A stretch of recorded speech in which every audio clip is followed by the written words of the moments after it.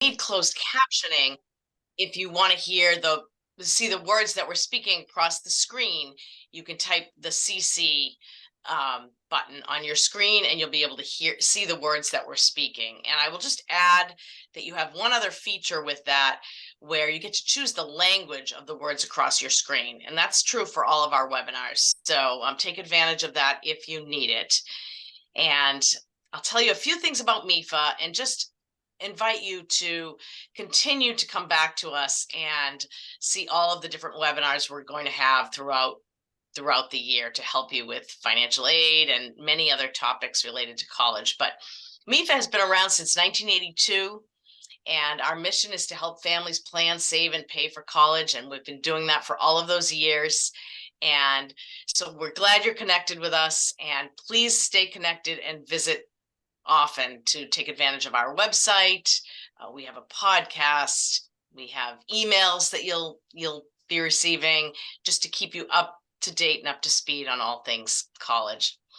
So with that, I'm going to turn it over to Sean. Sean, I'm going to let you take it from here on our important topic. Thanks, Julie. And thank you for joining us tonight. So we're going to be talking about the FSA ID, and that FSA stands for Federal Student Aid. The FSA ID is required in order to start a FAFSA. And as you may have heard, the FAFSA is delayed this year. Usually that comes out on October 1st. This year, it's going to be released sometime in December. We don't know the exact date yet, but it will be happening hopefully sometime in December. But the FSA ID process is live now. And so this is a step that you can get taken care of now to prepare for when the FAFSA is available. And the reason why we think it's important for you to start the process of getting an FSA ID early is because there is a matching process, which I'll be talking about in just a few minutes, that can take a couple of days. So normally you can't get your FSA ID and use that to fill out the FAFSA on the same day. So the earlier you can get that taken care of, the less you have to worry about once the FAFSA is actually released. So who needs an FSA ID? So to fill out the FAFSA, the student will always need an FSA ID. In addition to the student, if the student is married, and then they would be considered independent, the student's spouse will need an FSA ID if they filed a separate tax return. If they filed a joint tax return for their federal tax return, then only the student will need an FSA ID. For dependent students, in addition to the student, the biological or adoptive parent who files a joint return, only one parent will need that if the biological and adoptive parents are married or living in the same household. If the biological or adoptive parents are divorced, then it becomes the parent that gives more than 50% of the support to the student that will have to be the contributor, is what they call that, on the FAFSA, and will have to have an FSA ID. If neither of the parents provided more than 50% of the support over the last 12 months, it's whoever provided more than half of the support the last time the student did receive support from the parents. If the parent that provides more than 50% of the support is remarried, the spouse of that remarried parent needs to have an FSA ID if they filed separate tax returns. If they filed a joint return, only one of those two parents would need the FSA ID.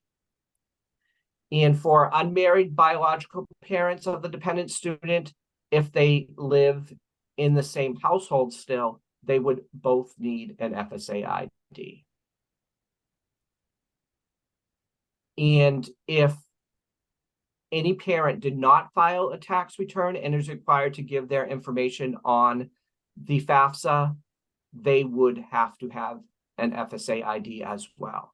So the purpose of the FSA ID, and to make it a little bit clearer as to why there's all these different iterations of who needs an FSA ID, and it's based on how taxes were filed, is because the FSA ID is going to be used to provide consent on the FAFSA to pull in data from the IRS. And in order to access that data, anyone who has ownership of that data is going to need an FSA ID. So when there's a joint tax return filed by the parents that have to be reported on the FAFSA, only one will need an FSA ID. If they're filing separate tax returns or not filing a tax return, then each of those contributors will need an FSA ID in order to provide consent and say that they have ownership to that information. Once the FAFSA does become live in December, there will be a What is My Parent wizard as part of the FAFSA process that will walk a student through a series of questions to determine who the parent is. If there is a situation where the parents are providing equal support in a divorce situation, then it becomes the parent that has the higher income or assets that would give their information on the FAFSA and need an FSA ID. So in order to request an FSA ID, that still happens on studentaid.gov, and you would go in to studentaid.gov and request an FSA ID. The good news is if you already have an FSA ID, if you filed a FAFSA in the past for another student or for yourself, and you still have access to the FSA ID, you don't need to create a new FSA ID. You can use the one that you already have. Do make sure that when you start the process of filling out your FSA ID on studentaid.gov and the information that you provide, especially the email address that you will have to give, make sure that is an email address that you will continue to have access to, because you will need to access that email address to get communication about your FSA ID. And once you go to studentaid.gov, you'll be asked for some personal information like your name, date of birth, social security number. If you have a social security number, we'll be talking a little bit about what we know right now about the process for individuals that do not have a social security number to receive an FSA ID. That's a new process this year. In the past, only users that had a social security number were able to get an FSA ID. Now there is a process that's going to be in place for those that do not have a social security number as well.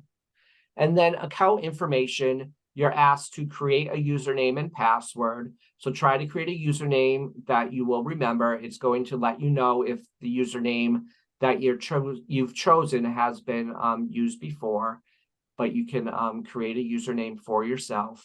And then your contact information, which is your email address, your physical address, and a phone number.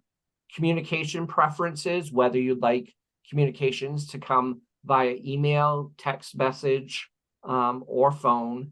And then there are some challenge questions that you can create and create the answers to. And those are used if you forget your password in order to help you retrieve that password in the future. So make sure when you're choosing those challenge questions that you choose those carefully, that they will be ones that you remember the answers to.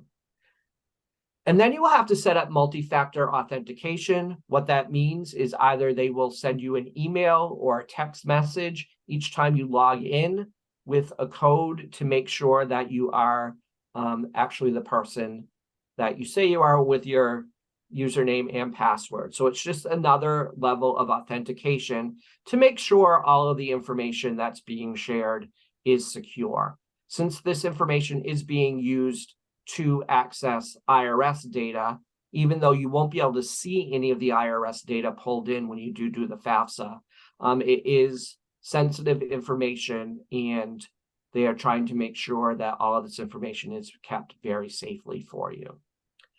And then once you've set up all of that information, the information will be sent to the Social Security Administration if you do have a Social Security number, and a match will be conducted that just matches your Social Security number, date of birth, and your name against what you provide on the FSA ID. So it's really important when you do set up the FSA ID that you use the name as it appears on your Social Security card. So if you have changed your name and you still have your old name on your Social Security card, either have that change at the Social Security office or use the name that is as it appears on your Social Security card. We have heard in cases where people's name is misspelled on their Social Security card, and they haven't corrected that. And so make sure that you are using it as exactly as it appears on your Social Security card. Otherwise, the match process will not happen, and you will receive a message that your FSA ID could not be verified, and you'll have to go in and fix the information that is on there. So it's easiest if you have your Social Security card in front of you when you are completing the process to make sure all of that information is correct. And we'll be talking about what the process will look like for those without a Social Security number in just a moment. So what is changing? All contributors, and a contributor means that you are the person that has to give information on the FAFSA. That does not mean you have to contribute towards paying for college. It just means that your information has to appear on the FAFSA. So all contributors, as I explained earlier, as to who needs an FSA ID, will need that FSA ID. And the identity match is required for each contributor to verify their FSA ID. So I did say earlier in the presentation that if you already had an FSA ID, you can use that again. There may be some rare cases where the FSA ID process for the FSA ID you already have has not gone through the identity match process.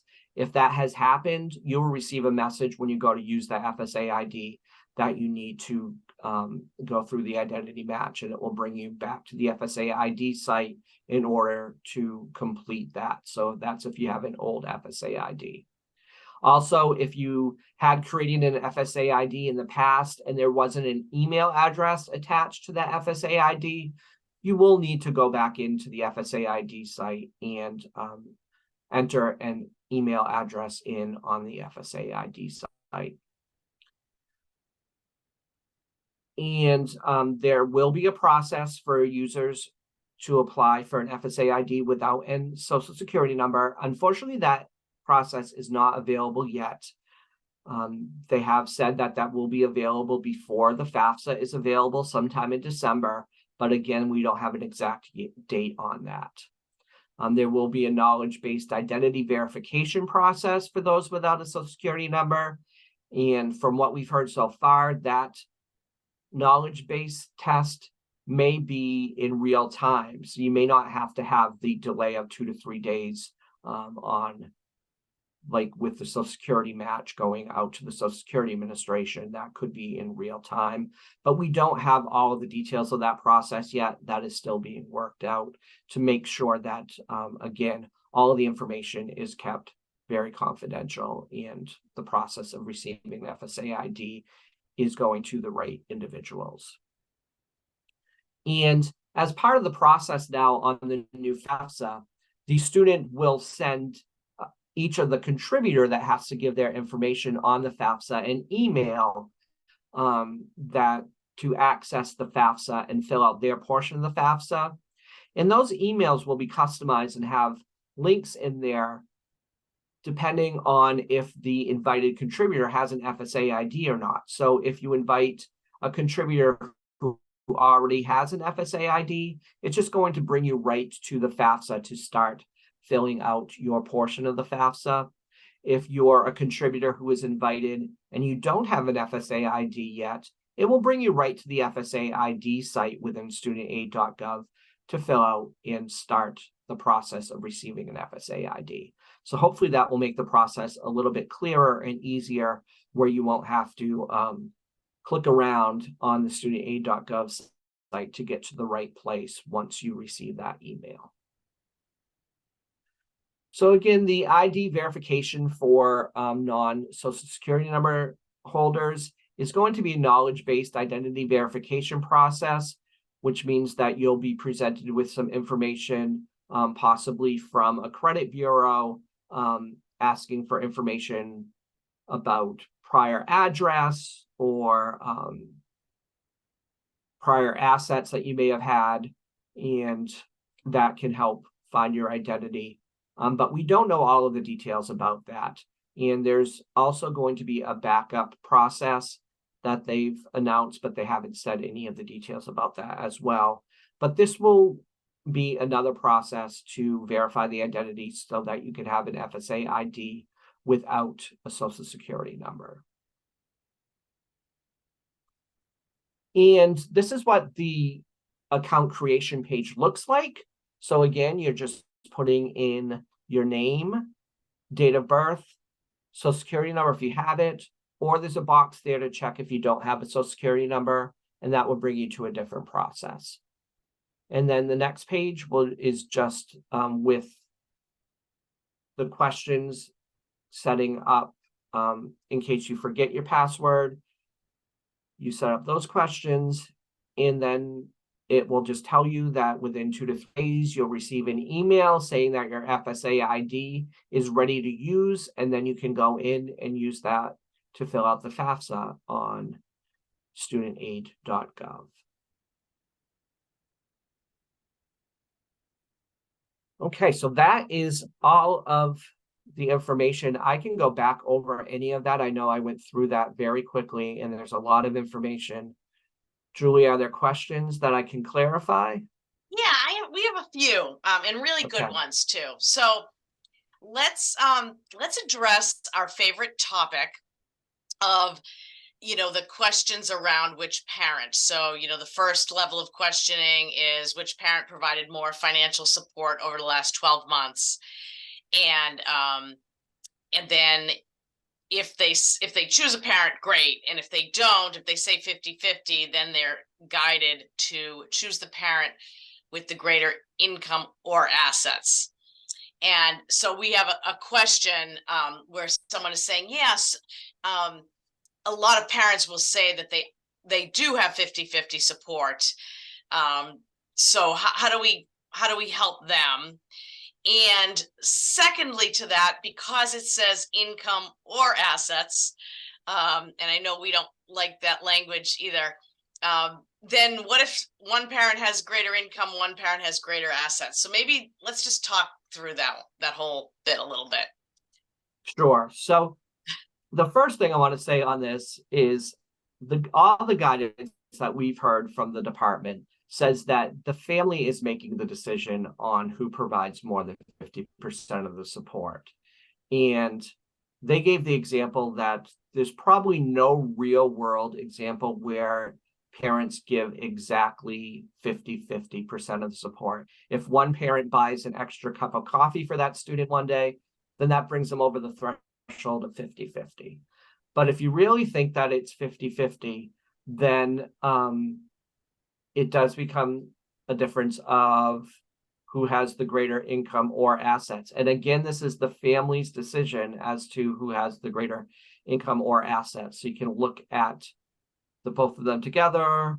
You can look at them separately. They haven't given specific guidance on that. And I believe they're keeping that a little bit loose to give some families the ability to determine that on their own. And schools also have been told this is not something that they need to verify, that this isn't something that they're going to be asking to follow up with for you to provide more information to the school about that information. That's great. And this one is still around parents. So this is a good question. My ex-husband and I have agreed to pay for college together, but I'm the one with the higher income and assets. I already got my FSA ID. Should I invite him as a contributor so he can have access to the account? And if I do, doesn't that mean he needs an FSA ID too?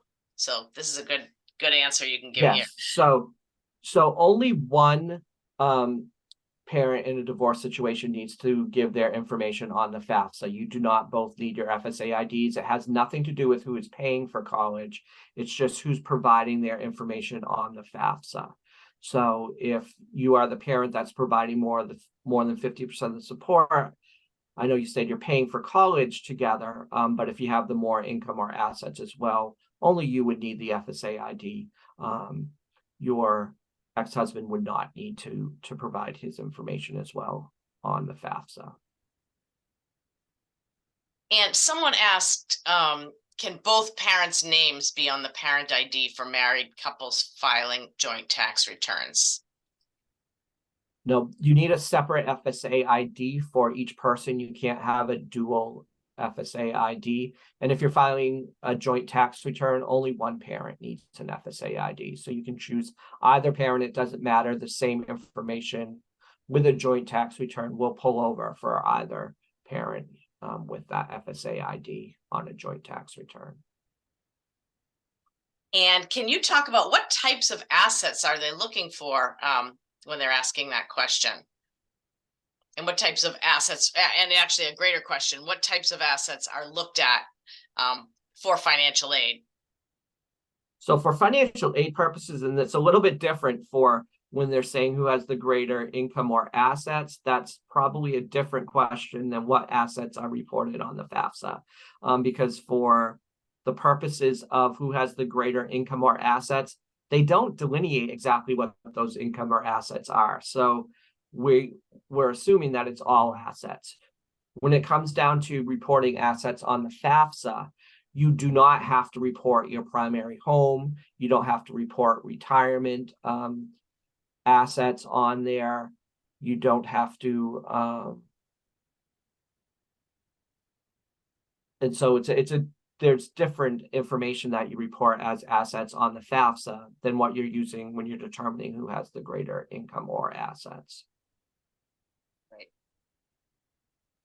All right, we have a couple of questions about Social Security numbers, so I'll just run this by you, Sean.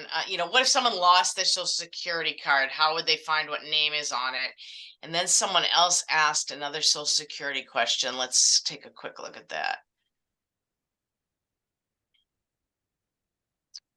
Oh, so like if you're married and legally changed your name, does that mean your Social Security name was also updated at the time of the change?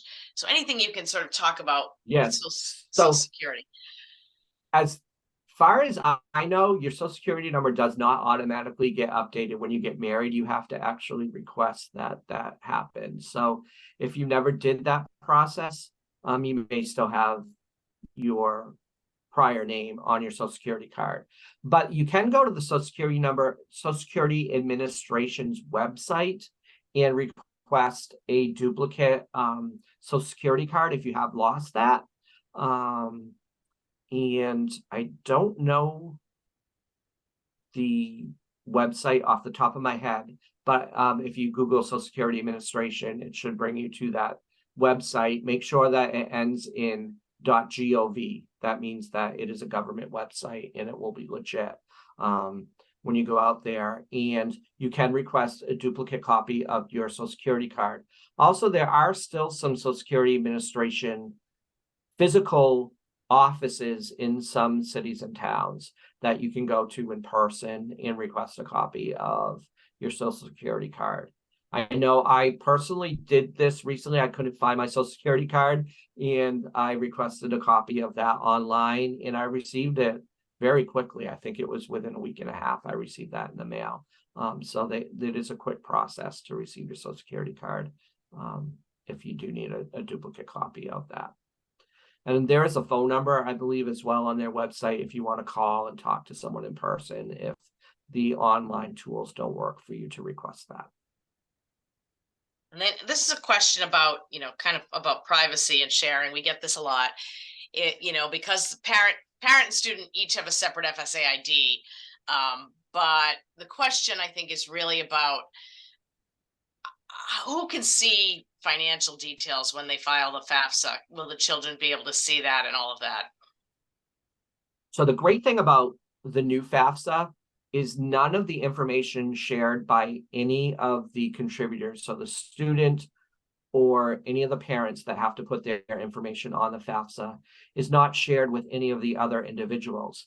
Even further than that, any IRS data that's pulled over automatically through the new process, which is the FADDX, which is Future Act Direct Data Exchange, is what that FADDX stands for. It's a mouthful.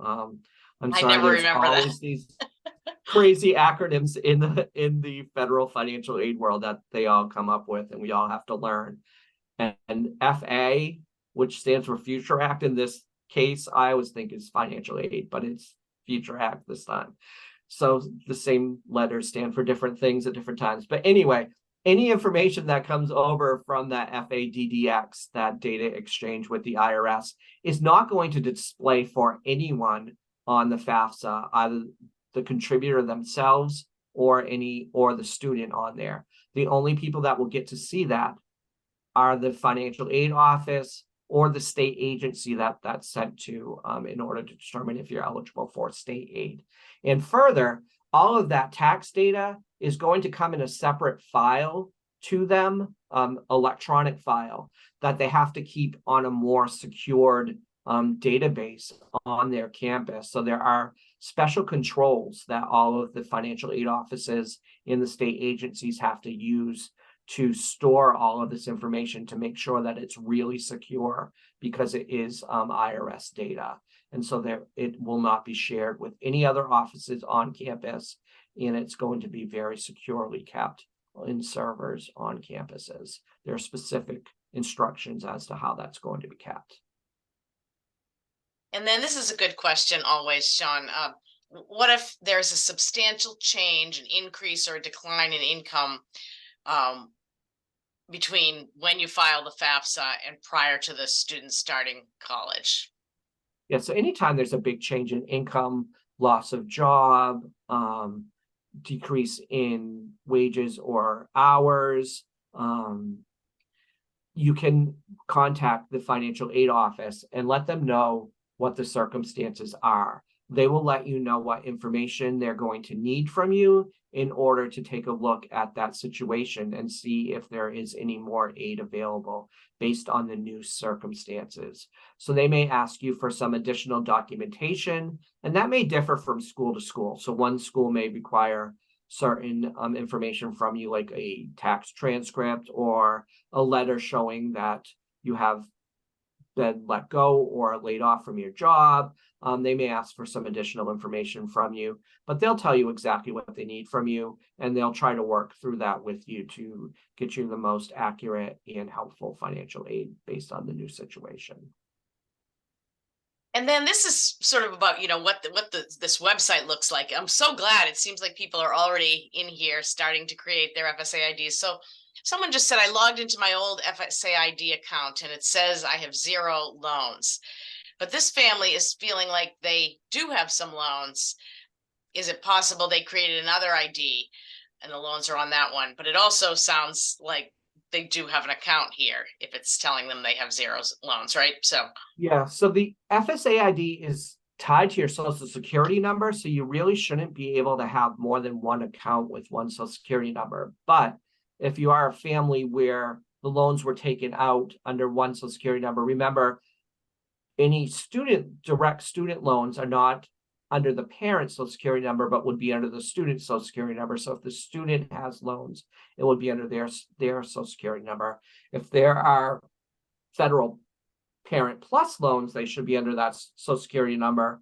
Or if you have prior student loans under your own social security number, those should appear there, but only federal loans will appear there. So if you had any private loans, like for example, a MEFA loan would not appear under your FSA ID. Only federal loans will appear there.